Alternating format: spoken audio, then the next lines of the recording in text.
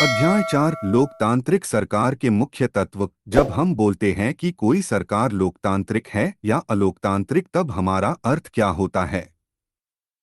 इस अध्याय में आपको लोकतांत्रिक सरकार के कुछ महत्वपूर्ण लक्षणों को बताया गया है कि लोकतांत्रिक सरकार के मुख्य लक्षण क्या होते हैं और आप एक लोकतांत्रिक सरकार को कैसे परिभाषित कर सकते हो।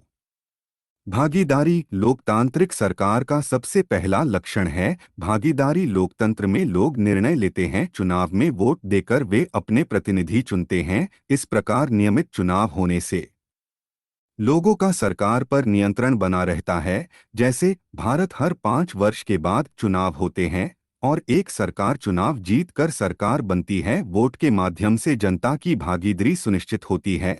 भागीदारी के अन्य तरीके। लोग सरकार के कार्य में रुचि लेकर और उसकी आलोचना करके भी अपनी भागीदारी निभाते हैं।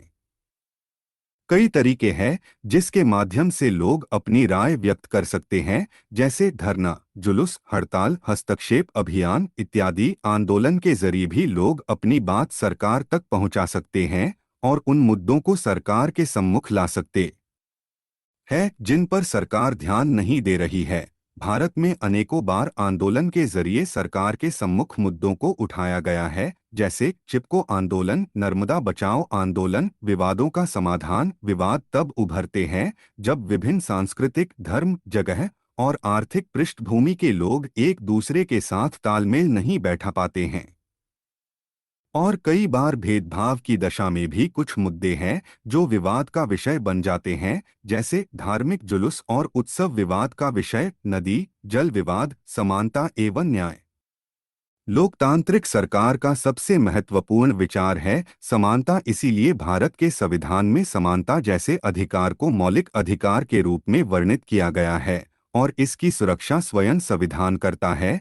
लोकतांत्रिक सरकार एक न्यायपूर्ण समाज का निर्माण करती है और समाज के हर तबके को न्याय प्राप्ति का पूरा अधिकार होता है। इस अलावा सरकार अस्पृश्यता यानी छुआछूत की प्रथा पर रोक जैसे कानून का निर्माण करती है तथा सरकार विवादों का समाधान संवैधानिक कानून के आधार पर होता है।